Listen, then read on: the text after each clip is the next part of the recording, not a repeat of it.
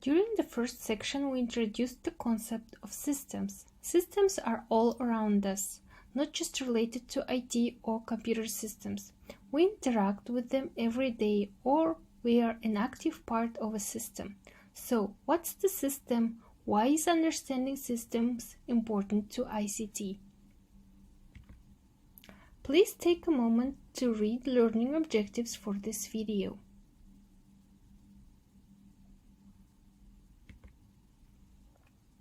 What does a plumbing system, the solar system, a home network, and an inventory control system have in common?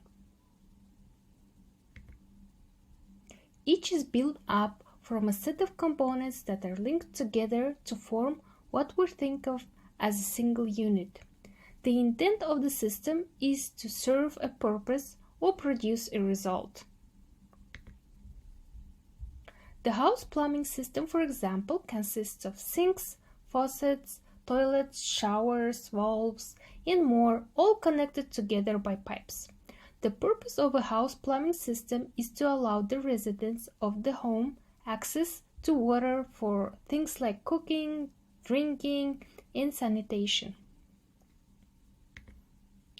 The solar system has visible planets in the sun. The links are invisible, so what are they? Gravity is one link that keeps planets orbiting the sun. What about networks? First, we think of them as a single unit. Next, a network is made up of multiple networking devices. Third, the links in a network are a mixture of physical wires and intangible wireless connections. Our devices only have to know how to connect to a single component using Wi-Fi or LAN cable. The purpose of those networking devices is to provide an interface for our computers. Lastly, the network provides access to the Internet. An inventory control system is a computerized or software system necessary for e-commerce. In this case, the relationships between the components are temporary or for a specific amount of time. For example, inventory from a previous sale must be deducted from the stock before we process the next order. Otherwise, how do we know how many items are in the stock room? The link in the system only exists during the update process of the inventory. A system is a collection of components linked together and organized in such a way as to be recognized as a single unit. The connected components that constitute the system also define a boundary for the system. Anything outside the border represents the environment, which can have an influence on or can interact with the system. The environment may interact with the system and affect it in various ways. The reverse is also true. The system may impact or change the environment. The interface between the system and its environment is an important characteristic of the system. If the interface is well defined, it is often possible to replace the existing system with a different system, as long as the interface between the system and the environment remains constant. In computing, an interface is a shared boundary across which two or more separate components of a computer system exchange information. An interface provides a common language or point of exchange between the system and the environment. We use a GUI or graphical user interface to interact with our computers. A touchscreen is an interface on our smartphones. It allows us to interact with the system. It allows the system to give us information. The router in your home network provides the interface to the Internet. It has multiple interfaces. Your laptop connects using Wi-Fi, while your desktop uses a wired connection to the router. The router also has its own interface or method for exchanging information with the ISP. The connection could be DSL, fiber, or wireless.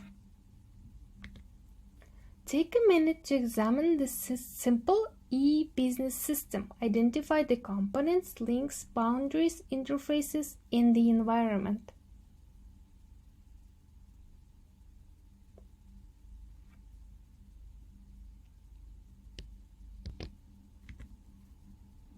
The division of a system or subsystem into its components and linkages is called decomposition.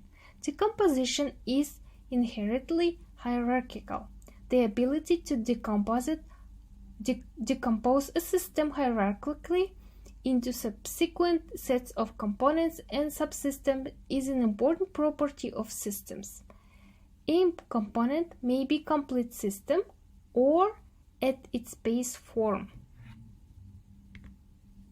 Let's examine the hierarchy of the Internet.